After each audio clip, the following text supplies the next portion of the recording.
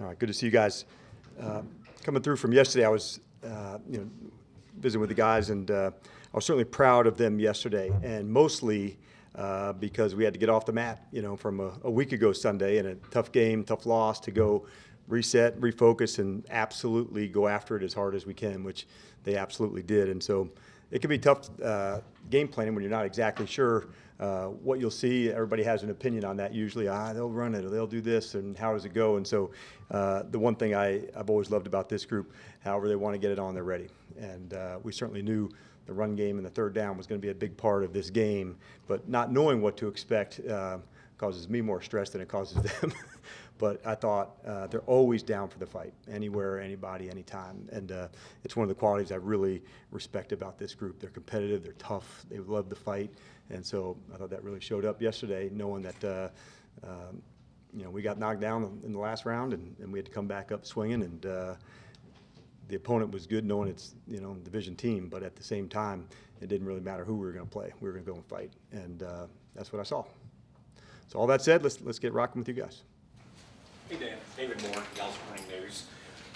We ask you all the time about turnovers, and you talk about how important those are, but 0 of 12 third down conversions yesterday. Where does that rank in your defensive hierarchy, and does it change depending on the opponent on how critical that is in each game? Yeah, I thought, it's always critical just because, the drives are going to stop to go. And so I thought the guys really, were squared away, how to play it to go. The turnovers are still the top of the pile because the field position can get switched so quickly with that to say, all right, there's not going to be a chance for one to come out of it. I thought we had a chance at another one down in the red zone, maybe in the second quarter, to get an interception, but we didn't force any fumbles. But I did like the way we were tackling, we were running, and I thought our third down was definitely our high water mark for us, in that game, to say all different levels and distances, but that was the high point for sure. Again, but also holding a team when it's inside the 1 yard line after that is in essence almost a yes, yeah, because then you're going back the other one on the fourth down, correct. And so those to me are big ones, where you get a chance to get a stop. And I thought after the two sudden changes, one on a 4 down stop and the other one for a field goal, those are ones that, man, you really got to stand up and whether it's they're going to go for it to stop it right there, or at the worst case, make them kick a field goal. So to see those guys respond in that way, that was good. Sometimes when you're up in the press box, you don't feel the emotion and this hitting and stuff on the field, but I certainly enjoyed watching it and saw the energy that the guys were playing with, and it jumped out to me. Calvin Watkins, Dallas Morning News. Mike talked a lot about the young guys starting to play a little bit more. What did you see in Mozzie yesterday? Yeah, I thought two of the younger players that jumped out to me were Mozzie and Sam Williams, and I just felt their quickness, their movement, and I think you saw Mozzie with the TFL kind of looping around, and so that was kind of the space. And it'd be nice that you just add water and you instant kick ass, but it takes time and coaching to get there, and he is certainly doing that. I thought yesterday was more of what we've seen in practice to go, and so to see him come through like that and play well and being aggressive and taking his shots, he had some good pass rushes as well. So I thought that was a really, hopefully the trajectory. Sometimes you just need that one moment to help kick you going, and he's been very steady. To see that take place was good. And I thought Sam, I just felt his energy. I felt him running, felt him pass rush. I just felt his kind of speed jump out in different plays. So those were two guys that I see, their arrow going up, and I felt them in the game. Is it tough to be patient sometimes with a young guy, especially a first-round pick, where you have expectations and you want Mozzie to produce, but you got to let me wait for him a little bit? Yeah, and I think sometimes that position can be that way too, where the inside player, we oftentimes measure somebody just on their sacks if you're a defensive lineman, but what impact do they have on the game? And so what a good mentor for Hankins to be right there next to him to help him and get there. And but I am, seeing this on the way up, and he wants to do it right so badly. I reminded him every once in a while, hey, man, don't forget to, fire out and, let somebody know. So, you don't have to always be perfect. You got to make sure you're knocking guys back, and he really got that message. And Todd Archer of the ESPN, when Micah has a quiet game, at least statistically, what do you look for from him to see if he's frustrated or how he reacts to when it is a quote quiet game? Yeah, I think that's any competitor, right? You want to make sure that you're always making an impact, and sometimes his impact is other people's chances to get things because of the attention that goes his way. And, like I said, any competitor can get frustrated with that. And there'll be games like that. And there has been games like that. And there'll be more like that. But when his moments and you leave him for once and or you don't give him help, those are the times he really makes you pay. And but yeah, just as any competitor goes, it can get frustrating at times, but sometimes those things are out of your control, and you got to keep attacking and knowing that if this is going to happen, there's got to be opportunities for other people and other players. And I think that was a pretty good example of that yesterday. How does he deal with that? How do you feel like he does with Yeah, I that? think it's hard. It's hard on him. It's hard on anybody who'd be in that space, because what you're capable of is exceptional. And so when somebody is really trying to say you are not going to ruin the game, we'll live with that, and that can be hard for any competitor. And so I would imagine, times it's easier to deal with and times it's not. And yesterday was one that I would imagine would be harder. John Shorty with The Athletic. With Jerron Bland, I was wondering what you thought of his ball skills since you've coached him, and what were you thinking yesterday when that ball goes up in the air, you see him in good position, and he's got a chance to make that play. What are you thinking? Yeah, and we knew they have a couple of receivers that can just absolutely fly, on the outside with Slayton and Hyatt. So when we saw them block it up to go take their shot down the field, and you saw him in the position to go, I think he had it in his mind he was going to get it.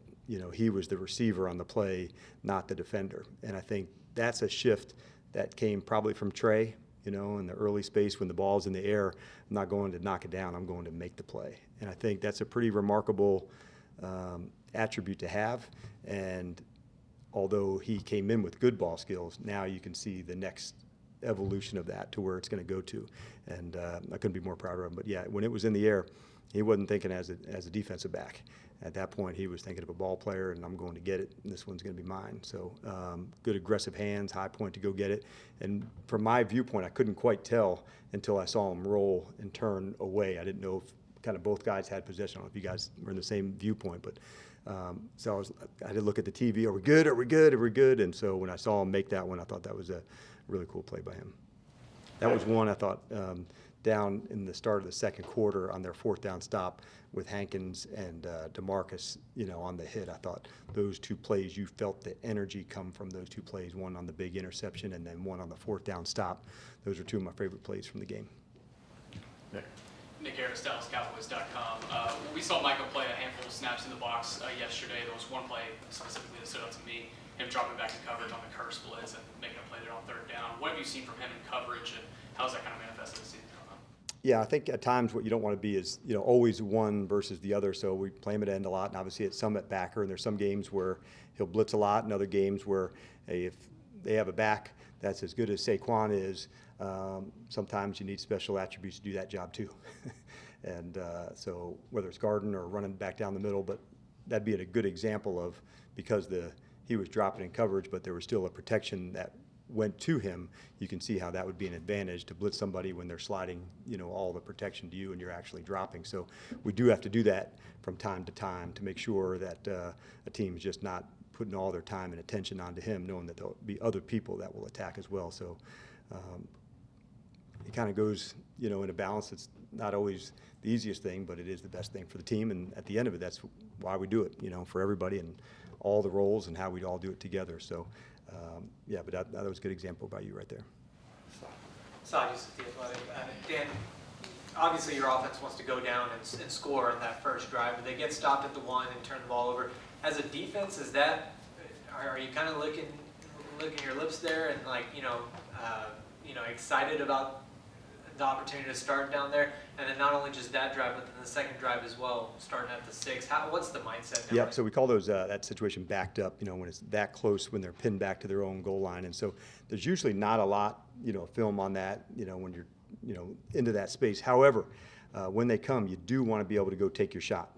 So I think it's different at the -1 than at the -5. And then the real goal there, obviously, is to try to, when you get to third down, that they don't have a full distance to go and punt.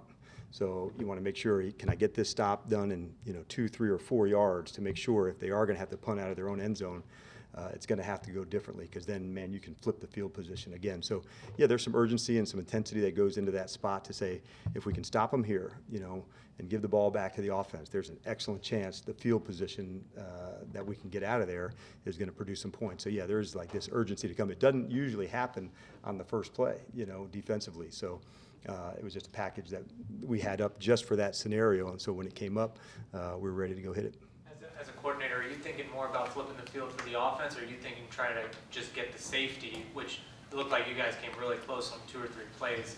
I mean, Yeah, I think both. I mean, the first part to say you have to get it stopped here, but then what personnel group are they in? What plays may they like, to run out of that? And that's where you start first. But it's definitely field position first to say, hey, if we can flip it here, give the guys, the chance to go back. And I think that's why, a lot of offenses will do that, take that same shot right down there on 4th down, especially like in a first or a third quarter where, there's going to be more possessions that are coming. But, when you get a chance to stop them on those backed up, it's a big deal, because usually you're going to come away with some points on the other side of it. Aisha Morrison, DallasCowboys.com. Coach, in the third quarter coming out, teams have had some success, to start the third quarter, just scoring quickly. Is that? Did you bring this up last week too, I think? No, sir. No, somebody did. That was good. I was waiting for that question to come up. Keep coming. I like it. Yes, sir. But is that more so you adjusting to the adjustments that they're showing you, or is it more of a temperament thing? I think it's more of a temperament thing. And the reason I say that is because you want to come out. I thought both the first drive defensive of the game and the first one in the second half really showed that.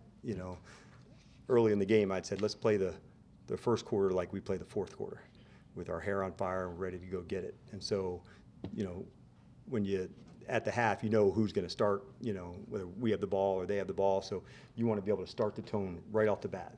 And that was a cool thing to see with our guys. All the way through the game, they just kept at it. They kept at it. They kept at it. And they didn't back off. They didn't change. And so I thought that was one of the things that was a cool part of our game yesterday. So it was more of a mindset thing to me. Michael Gelfin, Dallas Morning News. Your defense held Saquon to 7 carries for 1 yard in the first half. He was more efficient with the score being what it was in the second half. It's inherently a 2-part question. One, what stood out to you in the first half? Like Hankins was very disruptive, and then in the second half, what do you make of the drop off there in terms of productivity for your defense? Well, I'll say if we could have kept that drop off, I'd have been pretty pumped. That one, to start off that way, was good. I thought the tackling was good. It was just that much on point and being really aggressive, because if he can make one miss, there's a chance for him to go, for a big play, an explosive play. And so that was one of the real things heading into this game. Could we keep the edges and make sure we had to keep, if we could keep them inside, we thought we'd have the best chance. There's more people there, less space to go and hit through some of those. I thought that was one of the real factors. I've always worried about him in the screen game and the passing game as well. Just any time you can get him out in space with his, and a little bit of movement, he's a hard guy to tackle. And so as much as we can keep him confined inside, we thought that'd be the best way for us to go. Josh. Justin Barnes, Pro Football Network. Dan, can you talk about, going back to Sam Williams a little bit, do you feel like his work on special teams has kind of reignited a little bit of a spark in him and what he's been able to do on the defensive side of the ball? I think that probably could be one of the catalysts, because he so wanted to express himself in making plays and doing that. And so the fact over the last few weeks that he has on both sides, I think that's been a real impact. And sometimes you just need that moment, like we were talking about with Mozzie earlier, to get you going and let people know I'm to be counted on for plays like this. And so, yeah, I was really proud of him for that. Him and Mozzie both, I thought, I've just seen that arrow going up, and I expect that to continue. This part of this season, we kind of put it into trimesters to say, in this 6-game block, how much better can we get? That was kind of our big picture, one of 6 games. So after the bye, coming back and say, can we keep working and putting things together? And Sam and Mozzie, those are things that you're seeing happen. And so we expect that to continue over this, until that block ends, then we'll reset it and go for it again. Joe. Joseph Boyd, Lone Star Live. I know it's the other side of the ball, but Mike McCarthy described Rico Dowdle's angry running style as beautiful. I guess as a defensive guy, how much appreciation do you have for an angry runner? Yeah, I do, and I can remember watching the play of him down in the red zone, made one miss, made a second miss, and I think they marked him down just short. But I thought that was him. And I said, man, that was a big-time Rico run. He put his foot in the ground. He was square. When he gets that low, that's hard to tackle, because he's got so much explosion and stuff going forward. He's tough as hell. So, yeah, I was really pumped for him just because I've seen the work that he's put in. He's had to overcome a lot through his injuries, and he just wasn't going to back off. And so that was pretty cool when you see a guy know that his moment's there and I'm going for it. I was definitely impressed by him. Cal. I don't know how much tape you've seen of Bryce Young yet, but it looks like he's a little bit smaller than most quarterbacks in a sense. Just how do you deal with that? Yeah, I think he has the it factor. And coming out, one of the guys said this may not look prototypical in the basketball narrative. This Steph Curry, he knows where to go. He's got eyes in the back of his head. He can see things. He feels rush. I can still remember a play against Texas from a couple of years ago. There's a blitz coming to him, and he avoided somebody to make a throw. We'll certainly have to be ready for two plays. One was inside the pocket, and the second one outside the pocket. So I was definitely impressed by him. I have certainly a lot of respect for and know a lot of the people at Alabama, and to hear them talk in the way they did about him, I think it kind of spoke to his leadership, his toughness, and so he may be undersized, but the guy's tough, and you can see that all the way through. You talk to your team about, hey, like especially this past week, this is a rookie quarterback, or do you say, forget about he's a rookie, let's just look at him for what he can do? I think I just look at him for what he can do. And he's played a lot of snaps, so we're not opening the season with him to say, all right, let's give a bunch of disguise or different things to go. I would imagine for his spring ball and training camp practices at Alabama, there wasn't much that he didn't see either. So I would say this is a pretty accomplished, well-seasoned young cat already. I certainly have been impressed, knowing what he can handle and how he can do it. So we'll have our work cut out for us, but not one that we say, okay, let's rookie quarterback, give him a lot of different looks. I think for us, let's find out all the strengths that he has, and how do we see where we can go to attack him. Dan, understanding your focus is on this team in the here and now, but knowing Trayvon Diggs comes back next year, how Bland is developing in that role outside. You were in Seattle where you got a couple of guys that you just settled in that backfield for so long. Just what that means for this team going forward, those two guys to be as accomplished as what they are this young in their careers. Yeah, I think it's, bless you, I think the ability to take the ball away, it's hard to minimize that or even maximize that, for guys who can do that specific trait on the outside and get the ball. And Trey and both Duran have that skill about them. And so when you have that, I think that's one of the most unique things about the two of them, is that they have this innate ability to find it, to track it, and to come down with it. And I think those are the things that, make them special. And, we certainly missed Trey, not being here, but knowing that, the torch has passed, for this season. And I'm sure Trey would be it's just for this season, this torch is being passed. But I think Duran is gladly taken that. And we talk about Trey a lot, and we miss him. And same with Leighton, and the ball players aside, we missed the teammates and all they bring to us. So I couldn't be more pumped for guys who step up into those spaces when they are, and it's a great way to honor them, to know, hey, this is how we're going to play in that way. Skylar. Scott Dixon with the AP. Back on Bryce Young, I was just curious, I wonder what it's like on the pendulum for preparing. You go from an unheralded, undrafted rookie guy this past week to this heralded #1 overall pick rookie. What is it like to prep for those kind of guys over consecutive weeks? Yeah, I think the stressor for the coach side of me is finding all the tape, I wanted every, play that, the Giants' DeVito's quarterback was in, to go through from preseason to regular season to go. And I also knew to myself, they weren't going into the games that he played in as the lead person. So this was the starting chance, but going into the Raider game where he played a lot, Daniel Jones was there. Going into the other game that he played a lot, Tyra was the one that's taken it. So this was the first time to say, how would they feature him and all the things that he can do? So it's more stressful for me as the coach than I would say probably for the players, because they're ready to go and get it on. So now that all the tape of the season, with the exception of one game for Bryce, is there, at least there's a whole, full menu of these games that you can watch. So that's probably the difference. Rashaan Evans, what do you think of him? And he's out of elevations. How do you? Yeah, so we wanted to make sure we got extended play time, for him, regardless of how the game was going to go or any of those things, because when you have a game like we did yesterday where it just tilts in our favor, you get a chance to play more people and do more, and we did that. Rashaan was not necessarily part of that plan. He was going to play a good bit in this game regardless. So that was the third game for him, some in the first one, not in the second, but quite a bit in the third, and that was all part of the evaluation process, and he's really done a good job, Todd, of putting the time in to learn it and to get ready to play. And it's not easy to be dropped into somewhere in a new system, in a new place, to learn it all. It'd be one thing and why players go back to teams. Well, he knows the system. This guy can get up to speed fast. When you're not part of that system, it's a little more challenging. And so he spent the extra time in the evenings and the mornings, with the staff to get himself ready to play. And so that's the hardest part, and he certainly answered those questions. Just to go back to the Rico question about the angry runner, you had Marshawn Lynch. The angriest. I'm just curious, with running backs, is there just a different mindset, breed? Is it a physicality thing? Is it a mental thing? I mean, like I said, you've kind of probably been around the guy that's known for that the most. Well, I would say to be in that position, you better be tough. And there has to be a side of you that's angry in some ways.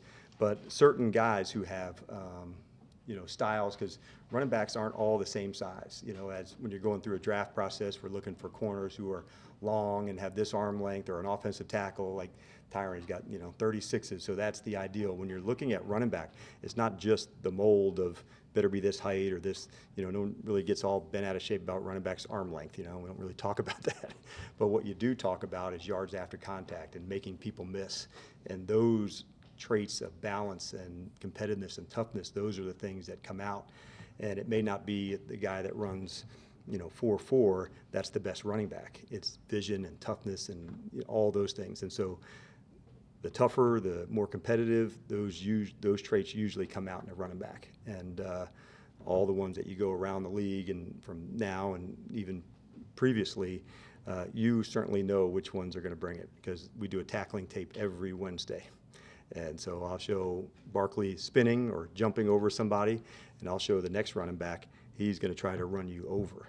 And so knowing the different styles of player is really important. So it's a great question, but they come in all different shapes and sizes. And I would say that's probably the one position that it does come in a lot of different sizes, that you don't have to be this big to be, that good. There's not a lot of 6-foot offensive tackles. You know what I'm saying? So it's like you can be a running back that's short or a running back that's tall, and Derrick Henry and other guys that are small. So that is the position that there's not necessarily a profile that you have to have, but you better have something unique about you, angry running style, which usually coincides with a little bigger size person, or some type of change of direction to make you miss. You better have one of those two. Otherwise, I would say you probably ain't going to be a running back very long. Michael Gelfie, Dallas Morning News. You always have a very long history with Dante Fowler. You've seen him at his best. You've seen him at different levels. The way he's playing right now, the way he plays Sunday, what did you make of it? I've always enjoyed his wide open play. He's got a wildness about him. For the old heads in here, Thomas Henderson is the one that Bone showed on special teams, of him covering a kick and doing things and wearing 56. And I'd say people who have that kind of speed and energy to play usually find their way to the ball. And he's been that way from high school and in college, and on the teams that he's played with in the NFL. He's got get off, and I think when you can beat somebody to the punch, Michael, as a pass rusher, that gives you the edge. And if you have regular speed and the offensive tackle gets back and the guy who's getting off and you can measure it up at the same time, the offensive tackles generally win those ones. But when you can beat a guy to the punch and get on their toes and get on them fast like he can, he's a problem. And that's what makes our whole group of guys fun, the different roles and how they play. And we use guys in a lot of different ways. And we referred to Micah being frustrated easier. There's days Dante Fowler gets frustrated. There's days Sam Williams gets frustrated. And that's part of being part of a big competitive group. It's not always the easiest, but if we keep pushing everything forward and keep pushing it to go hard and do it together, the results at the end will pay off for us. But it's not always the easiest things for the guys, because he'd love to play a lot more too and get more opportunities. And I'd be disappointed if they weren't that way. And so it's just part of how we do it together. I believe in a big, deep crew of guys to go attack, and we've certainly been at our best when we do that. Thank you, Dan. All right, you guys have a good one. Thank you.